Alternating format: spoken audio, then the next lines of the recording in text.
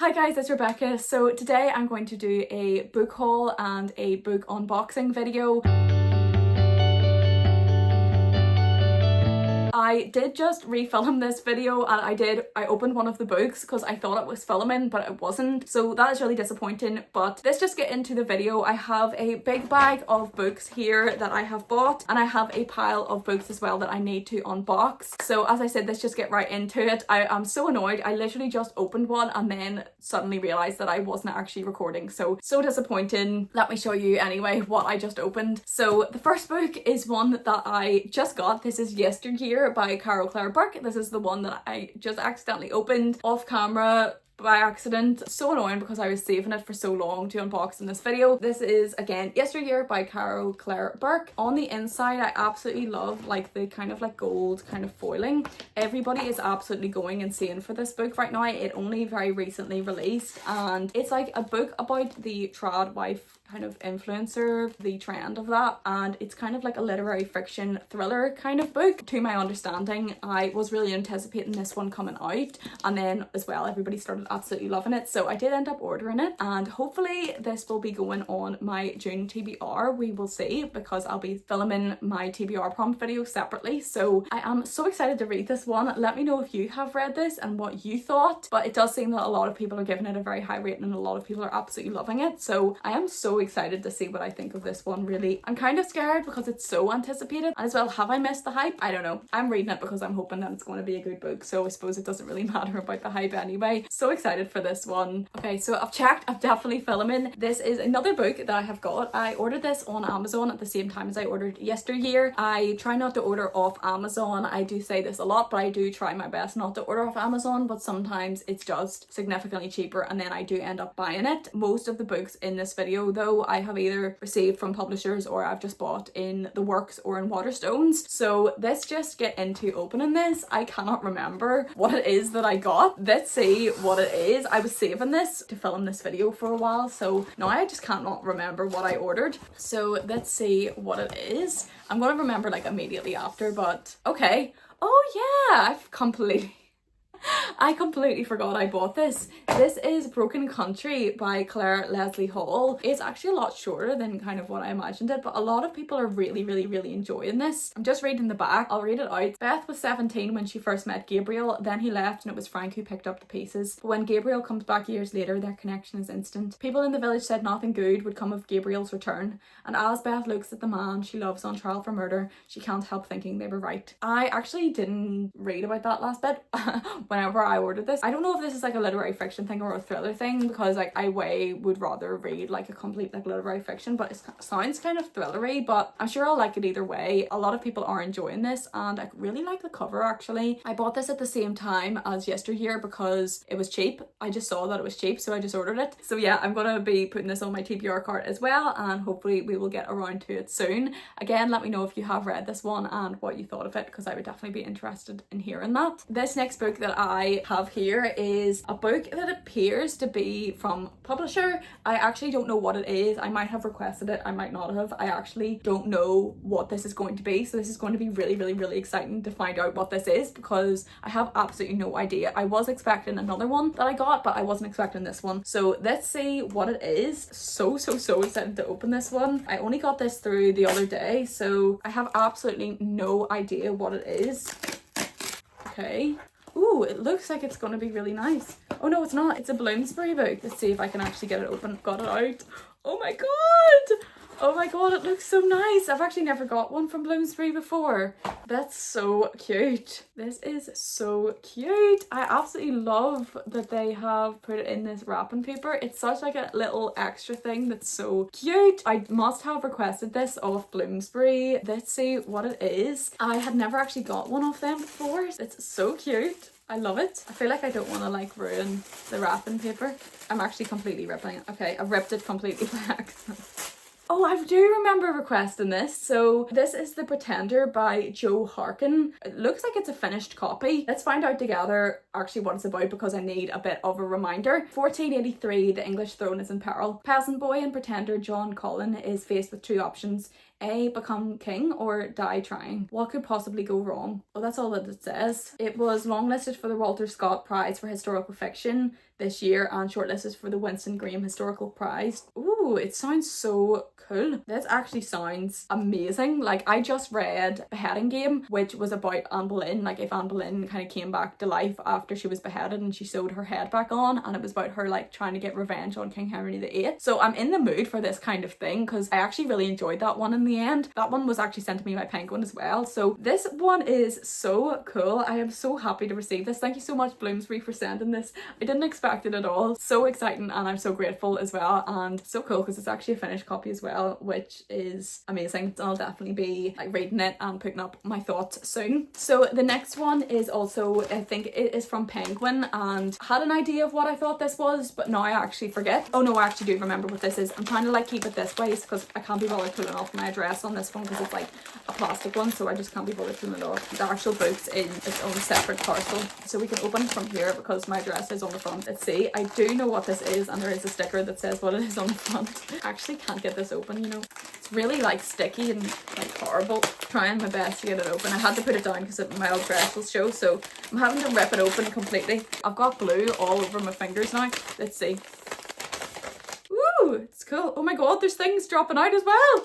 Oh my god, this is so cool. Okay, so this is The Project by Annie Lord. It's an ARC. I got a little lollipop. That's so cute. I absolutely love that. That is actually so cute. So it is The Project by Annie Lord, as you can see there. Dolly Alderton has made a comment saying Annie Lord is a phenomenal talent. I think this is like a rom-com book, so this is like a super exciting one to receive. Let's have a look. We've got different like things in here. This is exciting. Let's see what it is. So this one has like a QR code on it, which basically is like a read-along thing for the book, which sounds so cool. I'm definitely going to be scanning that and seeing about that because that looks so cool. We've also got, I think, what is a bookmark, and it says play a banger for the girls. On the front it just says The Project, Annie Lord, and the imprint is from Vintage. That is so cool. We've also got like some little stickers, and it says are you having a good night, and then on here as well we've got another sticker. It says he's so dumb sometimes it's funny. So that's so cute as well. Oh my god, I'm so excited about this. This is actually so cute. I absolutely love this. So on the back it says the era-defining debut novel from Vogue dating columnist Annie Lord, The Project. He wouldn't be that bad if he just got some female friends, went to therapy and read some books. It is released in July 2026 and it has sprayed edges. How cool is that for an ARC? I have never seen that before. That is so cool and so much effort as well. Let's read out what it is actually about, and I'm actually so excited to read this. I really want to try and get this one on my June TBR because I need to read this before it comes out in July. So I'm so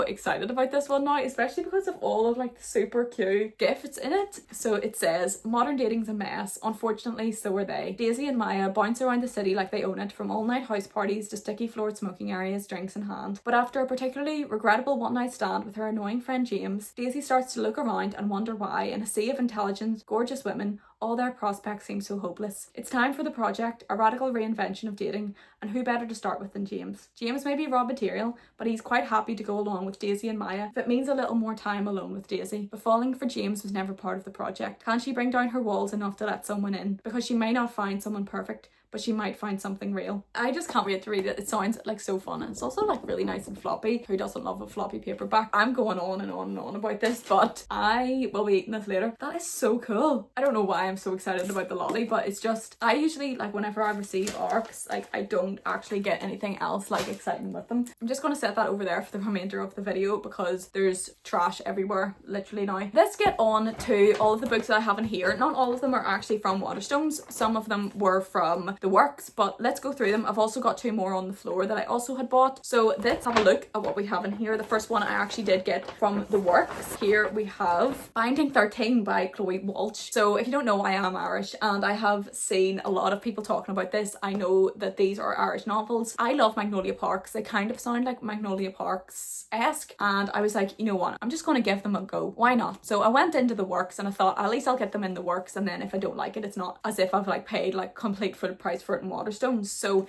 it is a very big book, so if I don't like it, I'll probably not finish it, but pages feel so soft. This is so random, but the pages actually feel so soft. I am hoping that it is actually like a Magnolia Parks kind of thing. I am not the biggest fan of like smut and stuff. I don't really like books to be like too spicy or whatever. I'm just not very interested in it. Like, I don't care about other people wanting to read it, but it's just like not really for me. I had assumed that these were kind of spicy smut books. Apparently that they're actually not. They're just like actually mostly character driven. That is what I was really wanting. Let's read out the back anyway, because I'm not entirely sure 100% what they're about. I just thought that they followed a big pile of characters at university. So it says, when two worlds collide, nothing will ever be the same. Johnny Kavanagh has everything going for him. Primed for stardom on the rugby pitch, he's a force to be reckoned with. Nothing will stop him hitting the heights. Not even the shy new girl at Tom in college, with sad eyes and hidden bruises, the one that distracts him as no one ever has. Life has never been easy for Shannon Lynch. She arrives at the prestigious private school praying for a fresh start, desperate to shake off the demons that plague her. On her very first day, she encounters the notorious Johnny Kavanagh. Instantly drawn to him, Shannon finds herself once again the target of bullies as she forms a fragile alliance with rugby's rising star. But as they fall into complicated friendship